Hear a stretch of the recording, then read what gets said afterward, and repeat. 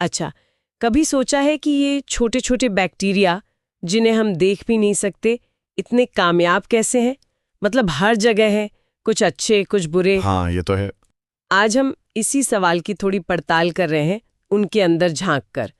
हमारे पास जो जानकारी है वो बैक्टीरिया की बनावट और उनके कमाल के तरीकों पर रोशनी डालती है। बिल्कुल। और देखें तो ये समझना काफी दिलचस्प है कि उनकी बनावट ही उनकी ताकत है ना? हाँ, छोटी छोटी चीजें हैं जो उन्हें जिंदा रहने, चलने फिरने और हाँ, कभी कभी हमें बीमार करने में मदद करती हैं। अच्छा।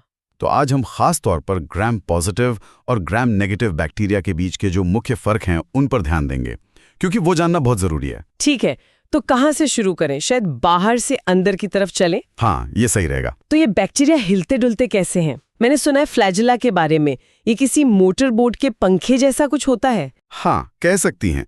फ्लैजेला प्रोटीन से बना एक, आप कह सकते हैं, एक चाबुक या प्रोपेलर जैसा स्ट्रक्चर है ओके। जो बैक्टीरिया को तरल में तैरने में मदद करता है। और ये पिलाई या फिम्ब्रिए, ये क्या चीजें? ये कुछ हुक जैसे दिखते हैं तस्वीरों में। हाँ, वो छोटे रेशे जैसे होते हैं, ग्लाइकोप्रोटीन के बने हुए।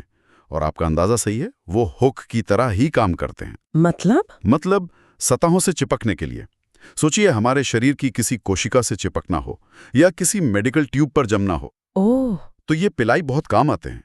और कुछ खास तरह के पिलाई तो वो बैक्टीरिया के बीच जेनेटिक जानकारी भी ट्रांसफर कर सकते हैं, कंजुगेशन जिसे कहते हैं। अरे वाह! मतलब ये सिर्फ चिपकने के लिए नहीं, बल्कि एक तरह से बातें करने के लिए भी हैं, जानकारी साझा करने के लिए। हाँ, कुछ हद तक कह सकते हैं जेनेटिक लेवल पर जानकारी साझा करना। कमाल है। अच्छा, और अपनी सुरक्षा के लिए क्या करते हैं ये? इनके पास कोई कवच वगैरह होता है? सेल एनवेलप की बात होती है अक्सर। सही। सेल एनवेलप या कोशिका आवरण, ये एक तरह का सुरक्षा कवच ही है। इसमें कई परतें हो सकती हैं। जैसे कुछ बैक्टीरिया के बाहर एक चिपचिपा कैप्सूल होता है, पॉलीसैकेराइड का बना हुआ। कैप्सूल। हाँ, ये उनको बचाता है हमारी इम्यून कोशिकाओं से। जैसे कोई अदृश्य चोगा पहन लिया हो, तो इम्यून कोशिकाएं उन्हें आसानी से खा नहीं पाती, जिसे फैगोसाइटोसिस कहते हैं। अच्छा, छुपा देता है उनको। बिल्कुल। और एक स्लाइम लेयर भी होती है कभी-कभी, थोड़ी ढीली ढाली सी परत। Slime layer. हाँ, वो उन्हें झुंड बनाकर सतहों पर जमने में मदद करती है, बायोफिल्म बनाने में। बायोफिल्म। ये वही है जो दांतों पर या कैथेटर पर जम जाती है। बिल्कुल वही। अस्पतालों में कैथेटर जैसी चीजों पर जो बैक्टीरिया की परत जम जाती है, वो इसी स्लाइम लेयर और बायोफिल्म की वजह से होती है। बाप रे, खुद को बचाने और जमने के कितने तरीके हैं इनके पास। अच्छा, अब आते हैं कोशिका भित्ति यानी सेल वॉल पर। ये तो बहुत मजबूत होती है, सुना है। हाँ, बहुत मजबूत। और इसी के आधार पर बैक्टीरिया को ग्राम पॉजिटिव और ग्राम नेगेटिव में बांटा जाता है। ये क्या चक्कर है? हाँ, ये कोशिका भित्ति पेप्टिडोग्लाइकिन नाम की एक मजबूत जाल जैसी चीज से बनी होती है। पेप्टिडोग्लाइकिन। हाँ, ये बैक्टीरिया को उसका खास आकार देती है और बाहरी दबाव से बचाती है, जैसे एक मजबूत दीवार। ठीक है। और यहीं पर ग्राम पॉजिटिव और नेगेटिव का बड़ा फर्क आता है। क्या फर्क है?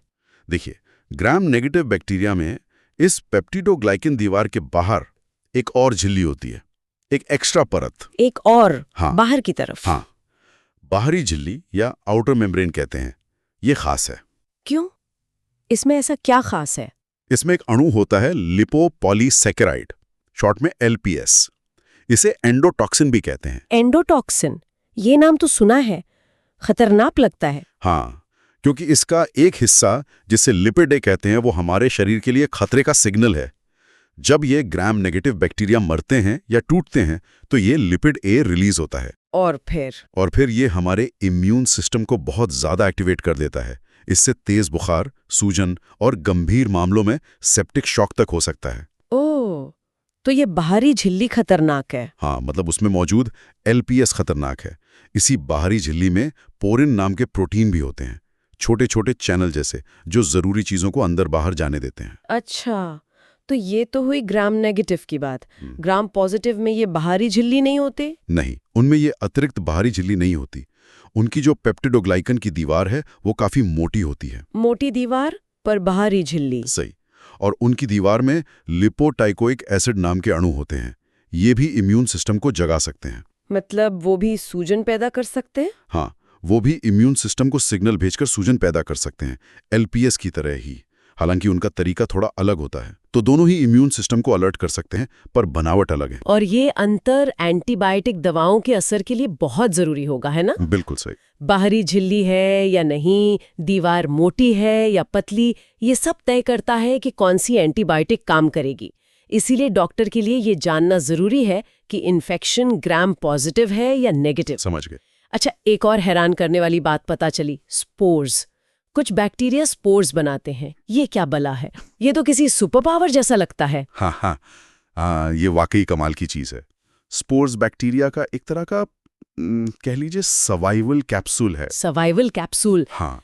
जब हालात बहुत मुश्किल हो जाते हैं, जैसे खाना खत्म, सूखा पड़ गया, बहुत ज्यादा गर्मी है या कोई खतरनाक केमिकल है, तो कुछ बैक्टीरिया, खासकर कुछ ग्राम पॉजिटिव वाले, वो अपने अंदर एक बेहद मजबूत निष्क्रिय ढांचा बना लेते हैं।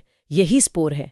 इसमें उनका जेनेटिक मटेरियल, डीएनए सुरक्षित रहता है। और फिर वो ऐसे ही पड़ा रहता है। हाँ। वो सालों तक, शायद सदियों तक बिना कुछ खाए पिए बस इंतजार कर सकता है। अविश्वसनीय। और जैसे ही हालात फिर से ठीक होते हैं, रहने लायक बनते हैं, ये स्पोर फिर से एक्टिवेट होकर एक पूरा बैक्टीरिया बन जाता है। मतलब ये तो लगभग अमर हो गए मुश्किल वक्त में। एक तरह से हाँ। और ये इतने सख्त होते हैं कि इन्हें साधारण तरीकों से मारना बहुत मुश्किल है। उबालने से भी कई बार नहीं मरते। जबरदस्त। अच्छा, एक चीज रह गई। आपने ग्राम नेगेटिव में बाहरी झिल्ली बताई थी, उनके अंदर पेरिप्लाज्मिक स्पेस भी होता है ना? वो क्या है? हाँ बिल्कुल, पेरिप्लाज्मिक स्पेस। ये कोशिका झिल्ली और बाहरी झिल्ली के बीच की खाली जगह है, जैसे दीवार और बाहरी बाड़ के बीच का गलियारा। अच्छा, उस जगह में क्या होता है? उस जगह में कई तरह के एंजाइम जमा हो सकते हैं, और कुछ एंजाइम ऐसे होते हैं जो एंटीबायोटिक दवाओं को तोड़ देते हैं, उन्हें बेकार कर देते हैं। जैसे बीटा लैक्टामेज एंजाइम। ये पेनिसिलिन जैसी एंटीबायोटिक्स को तोड़ देते हैं। तो ये पेरिप्लाज्मिक स्पेस एंटीबायोटिक रेजिस्टेंस यानी दवाओं के बेअसर होने में भी भूमिका निभाता है। ओह, तो ये भी एक और तरीका है बैक्टीरिया का बचने का। हाँ। तो कुल मिलाकर देखें तो ये बैक्टीरिया बाहर से भले ही सिंपल दिखें, पर अंदर से तो कमाल की मशीनें हैं। चलने के लिए फ्लैजेला, चिपकने और बतियाने के लिए पिलाए, खुद को छुपाने के लिए कैप्सूल, जमने के लिए स्लाइम लेयर, मजबूती के लिए सेल वॉल और मुश्किल वक्त से बचने के लिए स्पोर्स। हर हिस्से का अपना एक खास काम है। निश्चित रूप से। और इन सभी संरचनाओं को समझना, खासकर ग्राम पॉजिटिव और नेगेटिव के फर्कों को, ये सिर्फ किताबी ज्ञान नहीं है। हाँ, सही बात है। ये इन्फेक्शन से लड़ने, सही एंटीबायोटिक चुनने और हाँ, नई दवाएं बनाने के लिए बेहद जरूरी है। ये दिखाता है कि कैसे मॉलिक्यूलर लेवल पर छोटे छोटे अंतर जिंदगी और मौत का सवाल बन सकते हैं। बिल्कुल। अच्छा, यहाँ एक सोचने वाली बात छोड़ जाते हैं हम सब के लिए। ये बैक्टीरिया अरबों सालों से अपनी बनावट को बदलते और बेहतर बनाते आ रहे हैं, है ना? हाँ बिल्कुल, इवोल्यूशन। स्पोर्स बनाना या एंटीबायोटिक दवाओं के खिलाफ ताकत विकसित करना, ये सब उनकी इसी काबिलियत का सबूत है। अब जिस तेजी से हम एंटीबायोटिक्स का इस्तेमाल कर रहे हैं, उसके दबाव में ये छोटे जीव भविष्य में और कैसे बदलेंगे, खुद को बचाने के लिए क्या नए तरीके निकालेंगे? ये वाकई एक बड़ा सवाल है। उनकी अनुकूलन क्षमता अद्भुत है। हाँ, ये देखना दिलचस्प होगा और शायद थोड़ा चिंताजनक भी।